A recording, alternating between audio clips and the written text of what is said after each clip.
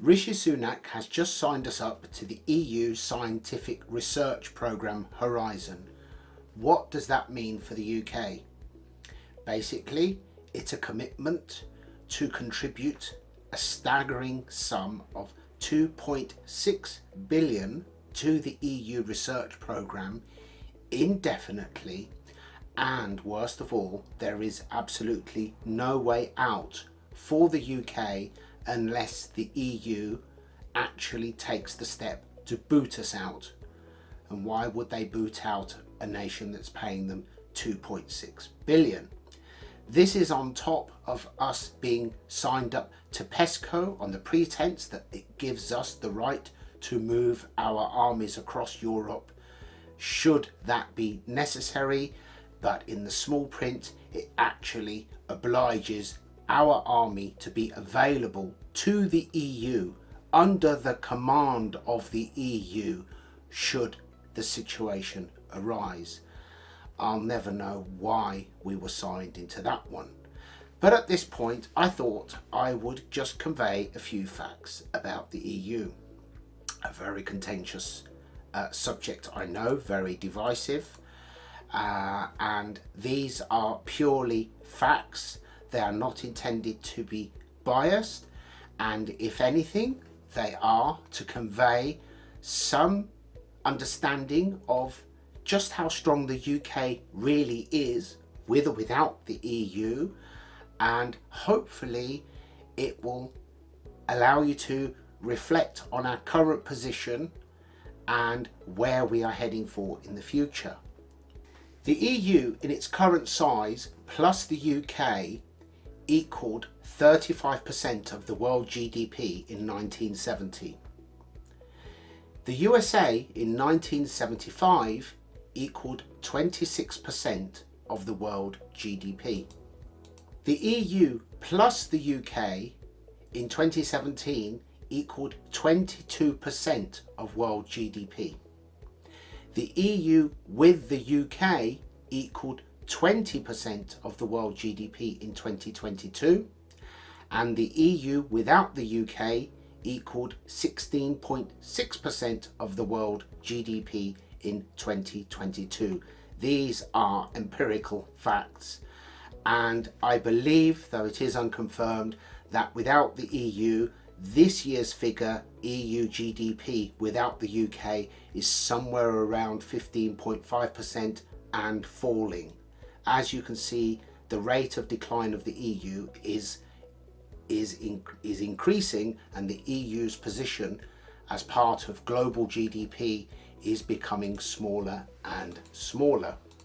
Nominal GDP per capita 1980 in the USA was $12,500, Australia $11,000, New Zealand $7,200, the UK $10,700, France $13,000, Germany $11,100, Italy $8,600.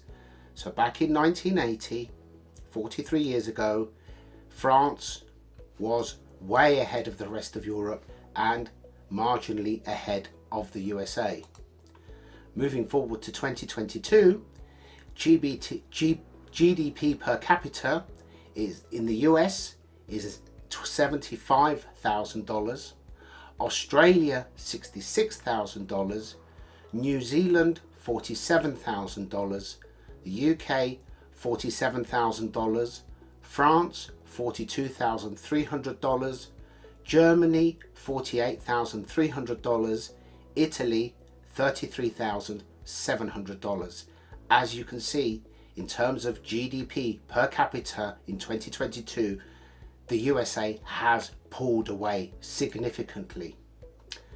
GDP per capita in the UK in 1980 was 85.6% of the US level, and today it is 62%, 97% of the Australia level, and today it is 71%, 148% of the New Zealand level, and today it is 100%. GDP per capita of France in 1980 was 104% of the US level and only 56% today, 118% of the Australia level and only 64% today, and 180% of the New Zealand level down to 90% today. The GDP per capita of Germany in 1980 was 89% of the US level, down to 64.4% 22, 100% of the Australia level, down to 73% in 22, 154% of the New Zealand level, which was down to 102% in 2022.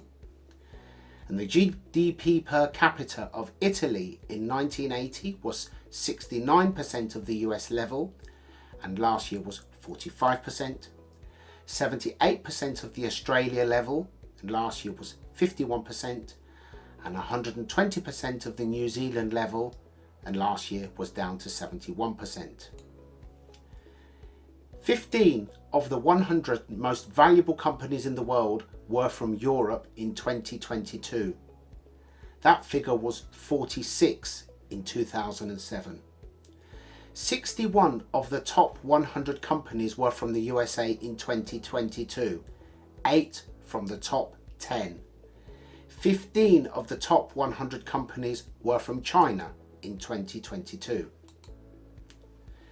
The trade to GDP ratio in 2020. This is the economy's reliance on trade to survive as part of its GDP rather than internal consumption. And the EU produces far more than it consumes. Now, while that initially may seem a good thing, what it does mean is that the EU is highly vulnerable and exposed to imports and exports. And in 2020, 90% of the EU GDP was made up from trade. Russia, with all of its minerals, was only 46%. China, with all of its manufacturing and exports, was only 34%. Japan, 25%. And the USA, only 23%. I believe that these figures speak for themselves. This is not making a case for Europe or against Europe, simply about economics. UK, the EU, the Far East, the USA. It's quite surprising, or shocking even, that just a few years ago in 1970, the UK and the EU represented a staggering 35% of global GDP. And without the UK, that has fallen to a present figure of just over 15% and falling. On its current trajectory, the EU may very well represent less than 10% of global GDP within a decade. Not to mention the fact that it does have inherent problems. Why Rishi Sunak signed us up to a financial obligation of 2.6 billion a year, I'll never know. The EU does and will need bailing out, despite the narrative. The German car industry was churning out over 6 million cars a year in 2012. That figure is currently less than 3.5 million.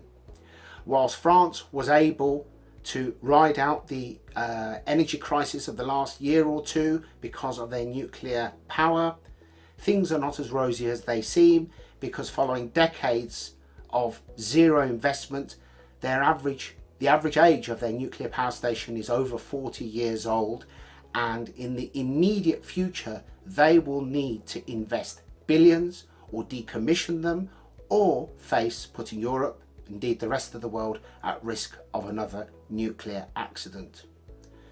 Most other trade deals that could have been to the benefit of the UK and the EU as a whole have been continually blocked by France.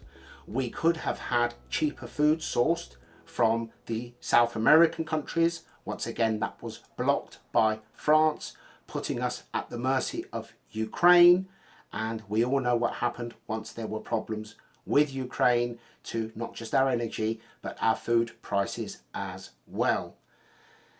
So lots to think about. I'd love to hear your thoughts about where we go. Once again, I'd like to reiterate, I think that neither option available to us at the moment is competent or moral enough or devoted enough to navigate the EU into calmer waters, but that remains to be seen. Thank you very much. Have a wonderful weekend, and I'll speak to you soon. Bye bye.